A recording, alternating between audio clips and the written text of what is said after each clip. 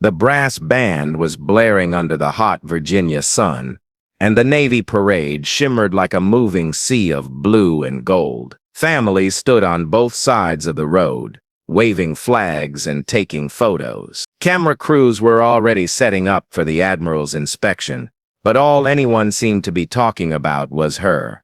The new cadet from overseas with an accent no one could quite place. Her name was Lieutenant Aisha Rahman, 26, newly commissioned, her uniform so crisp it looked like it could cut glass. She walked with her head high, but you could see the nerves in the small twitch of her hand as she clutched her cap tighter. It was her first major parade in the U.S. Navy, and it was supposed to be a moment of pride. Instead, whispers trailed her like shadows. "Hey, say that again, sir." But in your cute accent, one of the younger officers had teased earlier that morning. A few others snickered. "What is it? Sri Lanka? India? Pakistan? You sound like my GPS when it's lost." They thought it was harmless fun, but the sting hit deep. Aisha had smiled politely, though her chest burned. She'd learned to do that. Smile and swallow. She'd been doing it since her first day at the academy when someone mimicked her English during roll call. "You're in America now," someone had said back then. Try to sound like it, but that day during the parade, something in her shifted. The air was buzzing. Rows of officers stood straight, waiting for the Admiral to arrive. The press was everywhere. This was the annual Naval Honors Parade, where rising officers were recognized for exceptional service. Aisha's unit had been selected to lead the march. It should have been a dream, and yet, behind her, she could hear the muffled jokes. "Bet she's rehearsing how to say aye, sir," without the curry flavor. A laugh, then a slap on the back.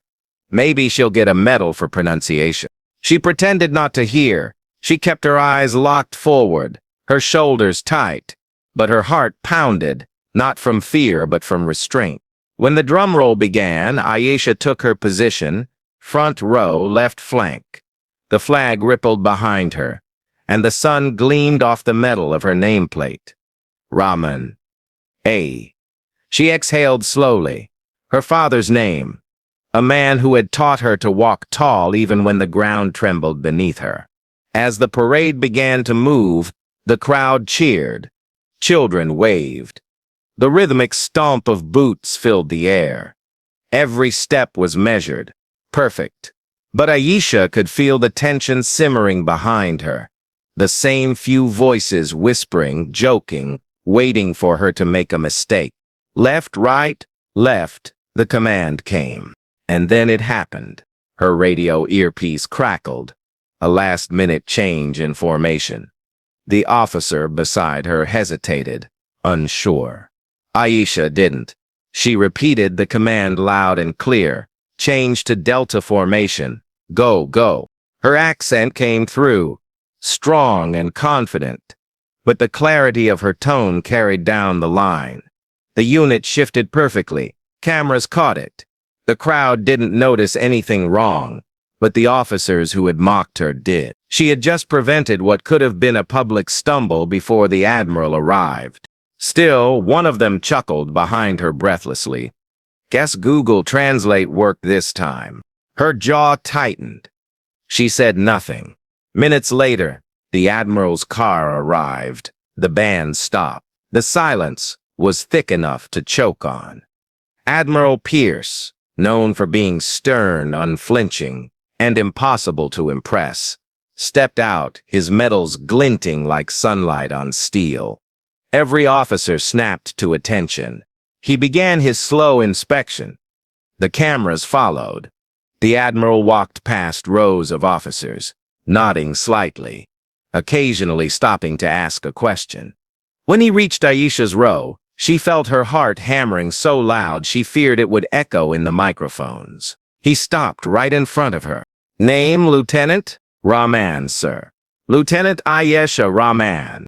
The Admiral's eyes narrowed slightly, studying her. "Where are you from, Lieutenant?" There it was. The question everyone waited for. the one that always made people tilt their heads. Curious or skeptical? Born in Karachi, Pakistan, sir. Naturalized U.S. citizen. The air shifted. A few of the mocking officers stiffened, glancing sideways. The Admiral's expression didn't change. Pakistan. He paused, eyes flicking briefly to the row behind her. You gave that Delta command earlier, didn't you? Yes, sir. That was quick thinking. Saved your unit's alignment. A murmur ran through the line. The Admiral's voice was calm, but everyone could hear it. He leaned slightly closer. How long have you been in the U.S. Navy? 6 years, sir. Graduated top 5 from the academy last spring. There was silence, a long one. Then the Admiral gave a slow nod and said, Impressive. He stepped back, raised his right hand, and before the press, before her unit, before the cameras, gave her a sharp, formal salute. The sound of his voice carried through the microphone as he said, Outstanding service, Lieutenant Rahman. The reporter's cameras flashed like fireworks. The band resumed, and behind her the same men who had mocked her accent now stared forward, jaws tight, afraid to even breathe. But that wasn't the end of it. After the ceremony, as everyone was dismissed, Aisha stood near the field, watching the flags being lowered. She could still feel the heat on her face, not from the sun, but from the attention. Some of the officers avoided her eyes, others tried to act like nothing had happened. Then she heard it again, those same voices, a little quieter this time. She just got lucky, one muttered. Admiral probably didn't even know what she said. Another voice laughed nervously. Maybe he felt bad for her. You know, diversity points. That one stung more than all the others. Aisha turned slowly, her face calm. You think he saluted me out of pity? She said softly. Maybe you should ask him yourself. They froze. The Admiral was approaching from behind them. He came right up to Aisha, nodded at her again, and said loud enough for everyone to hear, Lieutenant Rahman, I'll be expecting your report on the maritime simulations by Monday. I'd like your insight on command language clarity. Your quick call today was textbook leadership. Then he glanced at the group and added, You could all learn something from her. As he walked away, silence fell like a stone. But for Aisha, something else was happening. One of the reporters nearby, blonde, young, microphone in hand, was waving her over. Lieutenant Rahman, could we have a quick word for the evening broadcast? The other officer stepped back. Aisha hesitated, but nodded. Everyone's talking about the Admiral's salute, the reporter said, smiling. Can you tell us what that moment meant to you? Aisha looked past the crowd for a moment, her eyes tracing the Navy banner flapping above the stands. Her throat tightened. It meant, she began quietly, that sometimes the sea listens before the shore does. The reporter blinked, caught off guard by the line. That's poetic, she said, almost whispering. Aisha smiled faintly. I guess you learn to speak differently when people think your voice doesn't belong. The microphone stayed suspended between them for a moment as the breeze carried the faint hum of the band packing up. The reporter started to ask another question, but then someone shouted from the far end of the field, Lieutenant, Command Center needs you urgent. Aisha turned sharply, saluted the reporter, and jogged off toward the communications tent. The camera followed her disappearing figure, and what waited inside that tent would change everything. Inside the tent, the air was cooler but thick with tension. A cluster of officers huddled around a digital map, glowing blue and red on a large screen. The hum of electronics filled the room. Aisha straightened her posture as she entered, still catching her breath from the run. Lieutenant Rahman reporting, sir, she announced. Commander Lewis turned, his face grave. We've got a situation. A training vessel off the coast lost communications, signal Bravo 7. You're the closest officer with encryption clearance for their relay. Aisha blinked. A training vessel? During the parade? Yes, Lewis replied. Cadets on board. Their distress signal broke mid-transmission. You'll coordinate the rescue frequency link. The other officers exchanged uneasy glances. Most of them had only seen her in drills, never in a real crisis. One of them muttered under his breath, "Hope her accent doesn't confuse the coordinates." Aisha ignored it. She stepped closer to the console, her eyes darting over the encrypted code on the screen. The data stream was fractured, distorted by static. "This isn't random interference," she said softly. "Someone's jamming the channel." Lewis frowned. "Are you sure?" "Yes, sir. Look, these distortions are patterned. It's deliberate." A hush fell over the tent. For the first time, no one was smirking. Within seconds, Aisha began typing commands fast, precise, the way she'd learned from her father, an engineer who used to decode faulty communication lines during storms in Karachi. Her fingers flew across the keyboard, translating the broken bursts of numbers into words. Then a faint voice crackled through the speakers. "This is Signal Bravo 7 engine failure. Taking on water, request immediate assist, coordinates." And then, silence. "They're still broadcasting," Aisha murmured, "but the jammer's blocking the tail signal. If I can bounce the relay through the coastal array, I might cut through." Lewis looked doubtful. "That's never been done manually." "Then today's a good day to try," she said, her tone calm but sharp. The mocking officer from earlier, the one who joked about her cute accent, spoke up nervously. "You'll need a second operator for dual sync." "I'll handle both," she said. He blinked. "Both? You can't possibly." She didn't answer. Her hands moved like lightning, syncing two frequencies at once, her voice steady as she called out readings. "Bearing 186, echo correction -12. Feed through coastal echo link 2. Her accent was thick. Yes, but every number came out crisp, every syllable clear. No one misunderstood a single command. The room was silent except for her voice and the hum of the equipment. Then suddenly the screen flashed green. Signal re-established. "Ma'am, we've got them," one technician shouted. "Transmission is live." The speaker burst to life again, the cadet's voice breaking through. Clearer this time. "Bravo 7 to base. We're afloat. Coordinates stable, engine offline. Request extraction." A cheer erupted inside the tent. The officers who had doubted her were now clapping her on the shoulder. Commander Lewis grinned for the first time that day. "Lieutenant Rahman," he said, "you just saved 12 cadets." Aisha exhaled slowly, her pulse finally slowing. "They saved themselves, sir. I just cleared their voice." But outside the tent, word had already spread. Reporters caught wind of it within minutes. The same ones who'd seen the Admiral salute her were now rushing toward the communications hub, cameras flashing like a storm. By the time Aisha stepped outside, the Admiral himself was waiting. His face was calm, but his eyes had that look again, measuring, assessing. "Lieutenant Rahman," he said, "your coordination just kept a training mission from turning into a tragedy. You've made the Navy proud today." The reporters crowded closer. One shouted, "Admiral, could we get a statement?"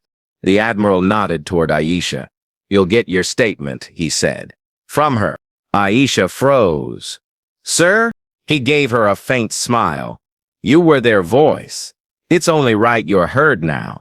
The reporters turned their microphones toward her like a wave of anticipation. Her throat felt dry, but she stood tall. The crowd from the parade had gathered again near the field, curious about the commotion. Some of the same officers who'd mocked her earlier stood in the back, uneasy, waiting to see what she'd say. "Lieutenant," a journalist said, "how does it feel to be honored twice in one day? First the salute, now the rescue." Aisha hesitated. The sea breeze tugged at her hair, the American flag above fluttering gently. She looked directly into the camera. I came here because I believe this uniform stood for more than where you were born or how you speak. Today proved that's still true. The crowd quieted. Even the reporters seemed momentarily lost for words. She continued, her voice soft but sure. My father used to say the ocean doesn't care about accents. It listens only to those who speak with courage. Maybe people should too. The Admiral gave a slow, approving nod. The crowd began to applaud, first a few, then more, until the entire parade ground echoed with the sound. The same men who once mocked her now stood clapping, their faces flushed with shame. One of them stepped forward afterward, eyes down. Lieutenant, he said quietly, I'm sorry for earlier. She gave him a small, steady smile. You don't owe me words, she said. Just listen better next time. That night, the footage aired across every major network. The headline read, Lieutenant Rahman, from mocked cadet to hero of the parade. The video of the Admiral saluting her went viral. But what people talked about most wasn't the salute or the rescue, it was her words. The ocean doesn't care about accents. In the following weeks, letters poured into her base, messages from immigrants, children of soldiers, people who'd been mocked for how they spoke. One letter came from a little girl who wrote, I want to be brave like you, even if people laugh at how I talk. And Aisha kept that letter folded in her uniform pocket, right next to her Navy pin. Months later, at a special ceremony, Admiral Pierce invited her to the podium. She thought it was just for recognition, but as she stood there, he surprised her by handing her a sealed envelope. Lieutenant Rahman, he said, this is your new assignment, effective immediately. She opened it, her hands trembling. It was a transfer to the Naval Command Language Division.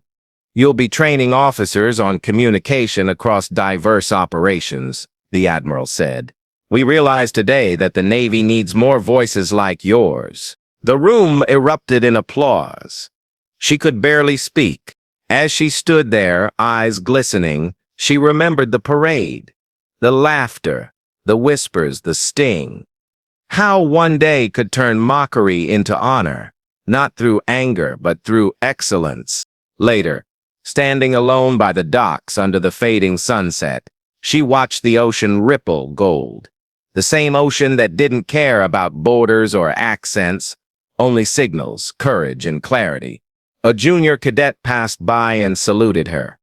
Ma'am, I heard your story. You showed everyone that words can lead too. Aisha smiled softly. Words are ships, she said. It depends how you steer them.